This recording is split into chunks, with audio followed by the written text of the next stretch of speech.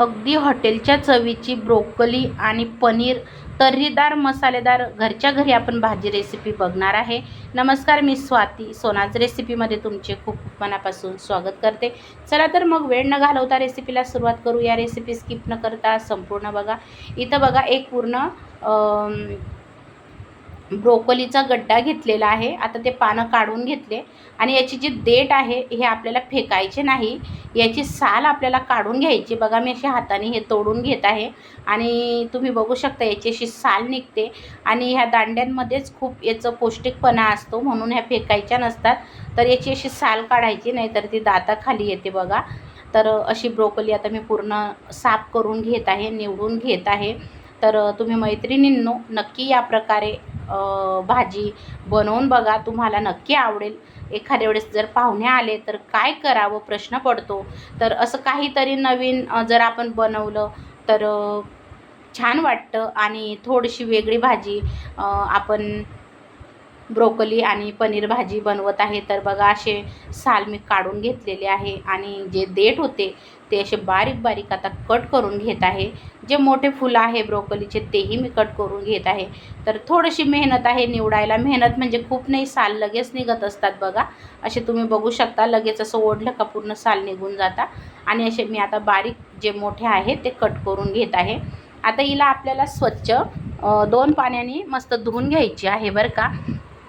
आणि आता पूर्ण निवडून झालेली आहे. आता एका आपण भांड्यामध्ये टाकू आणि बघा कशी साल निघालेली आहे बघा. मस्त छान निवडून घेतली, ताजी ताजी आहे बघा ब्रोकोली. आणि आता एका भांड्यामध्ये टाकून घेतली.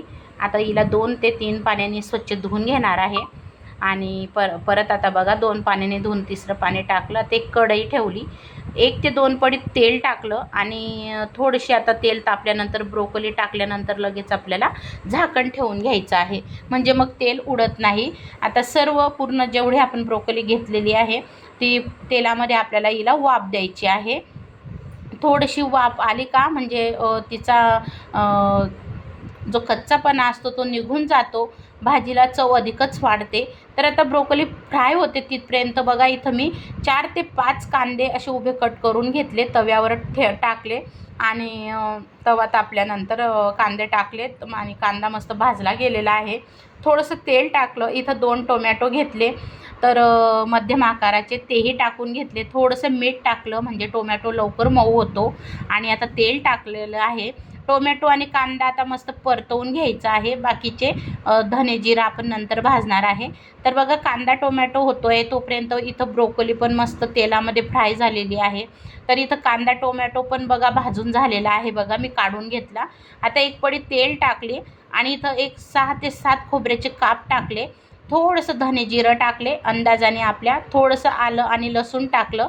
तर आपल्या अंदाजाने टाकायचं. थोड्याशा डाळ्या घेतल्या बघा, तुम्ही इथं डाळ्या नसतील तर हरभऱ्याची डाळ पण टाकू शकता, म्हणजे भाजीला घट्टपणा छान येतो, चव पण येते. आता इथं कोथिंबीरीच्या अशा काठ्या घेतलेल्या आहे आणि इथं 4 ते 5 अशा बेडगी मिरची घेतलेली आहे.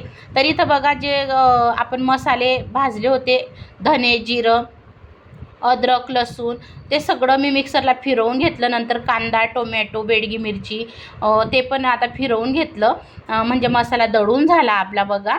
आणि आता इथं बघा 1 पावशर मी इथं पनीर घेतलेलं आहे. आणि त्यानंतर आता पातेलं ठेवलं बघा गॅसवर. आता आपण भाजीला फोडणी देणार आहे. तर इथं पातेल्यामध्ये मी 3 ते 4 पडी तेल घातलेलं आहे, कारण मसालेदार भाजी म्हटल्यावर आपल्याला 3 ते 4 पडी तेल घालावं लागेल. तेल तापल्यानंतर 2 ते 3 तेजपान टाकले आणि नंतर मग जिरं मोहरी टाकलं. जिरं मोहरी टाकल्यानंतर बघा काही मी मसाले काढले होते. 2 पोहे खायचे चम्मच मिरची पावडर, 1 चम्मच घरचा साठवणीचा काळा मसाला आणि 1 छोटा चम्मच हळद पावडर, अगदी छोटा चम्मच. आणि इथं किचन किंग मसाला बघा 1 चम्मच मी वापरलेला आहे, म्हणजे याच्याने भाजीला खूप छान टेस्ट येते. आणि मसाले टाकल्या टाकल्या मी लगेच पाणी टाकलं, म्हणजे मसाले करपणार नाही. थोडंसं मीठ टाकलं म्हणजे तरी खूप सुंदर येते, थोडीशी कसुरी मेथी टाकली आणि आता बघू शकता सगळे मसाले मस्त तेलामध्ये फ्राय झालेले आहे. तर मसाले टाकल्या तुम्ही लगेच थोडंसं पाणी टाका, नाहीतर मसाले जळून जातील. आणि लगेच आपण आता दळलेला मसाला टाकून घेतला आणि बारीक गॅसवर परतून घ्यायचा. आणि जे मिक्सरचं भांडं होतं ते धुवून मी थोडंसं पाणी टाकून मसाल्यामध्ये टाकलं म्हणजे मसाला करपत नाही. आणि बघा अशी तरी सुटल्यानंतर मी जे ब्रोकोली आपण फ्राय केली होती ती टाकून घेतली. आणि पनीर बघा असं कच्चंच मी पनीर तळलेलं नाही इथं, तर पनीरचे पण असे चौकोनी तुकडे करून घेतले आणि टाकून घेतलं बघा मसाल्यामध्ये. तरी सुटल्यानंतर पूर्ण मसाल्याला तरी येऊ द्यायची, मसाला छान होऊ द्यायचा, तेव्हाच आपल्याला ब्रोकोली आणि पनीर टाकायचं आहे. तर आता परत इथं मी हलवून घेणार आहे आणि एक वाफ काढणार आहे म्हणजे ही पण मस्त मसाल्यामध्ये होऊन जाईल पनीर आणि ब्रोकोली. तर आता बघा एक वाफ काढली, तुम्ही बघू शकता परत अशी मस्त तरी सुटलेली आहे. तर तुम्हाला आता कसं पाहिजे पाणी, कितपत घट्ट पातळ भाजी त्यानुसार तुम्ही टाकू शकता. तर इथं गरम पाण्याचाच वापर मी केलेला आहे, तर गरम पाणीच इथं मी वापरलेलं आहे. तर बघू शकता एका बाजूला मी गरम पाणी पण ठेवलेलं होतं आणि बारीक गॅसवर ही भाजी शिजू द्यायची. आता चवीनुसार मी मीठ घातलेलं आहे, कारण आपण मसाल्यामध्ये पण टोमॅटोवर पण थोडंसं मीठ वापरलं होतं. अजून मिरची पावडर मसाला तेलामध्ये टाकला तेव्हाही थोडंसं मीठ वापरलं, म्हणून आता भाजीत थोडंसं कमी मीठ वापरलेलं आहे म्हणजे बरोबर होऊन जातं. आणि बारीक गॅसवर उकडी येऊ द्यायची. आणि बघा अशी उकडी आलेली ना, अशी हिरवीगार अशी कोथिंबीर गेलेली आहे भाजीवर. आणि तुम्ही बघू शकता किती सुंदर मस्त मसालेदार तर्रीदार अगदी हॉटेलसारखी घरच्या घरी पनीर ब्रोकोली भाजी आपली तयार झालेली आहे. तर चला मग आपण वाढून घेऊया मैत्रिणींनो. जर तुम्हाला रेसिपी आवडली असेल तर नक्की मला कमेंट बॉक्समध्ये सांगा आणि नक्की बनवून बघा मैत्रिणींनो. खरोखर खूप सुंदर आणि छान लागते आणि ब्रोकोली म्हणजे शरीराला अतिशय पौष्टिक आहे. तर या प्रकारे भाजी नक्की बनवून बघा आणि तुम्ही कुठून रेसिपी बघता तेही सांगा. आणि खूप खूप धन्यवाद, अगदी हृदयापासून आभारी आहे. तुम्ही पूर्ण रेसिपी बघतात, खूप सारं सोनाज रेसिपीला प्रेम देतात. अजून जर तुम्ही सोनाज रेसिपी या चॅनलला सबस्क्राईब केलं नसेल तर तेही करून घ्या. आणि काय मस्त तर्रीदार आणि झणझणीत मस्त अशी ब्रोकोली आणि पनीरची भाजी आपली तयार आहे. तर आवडली तर नक्की सांगा आणि हो मोठ्या मनाने एक लाईक मात्र करायला विसरू नका मैत्रिणींनो.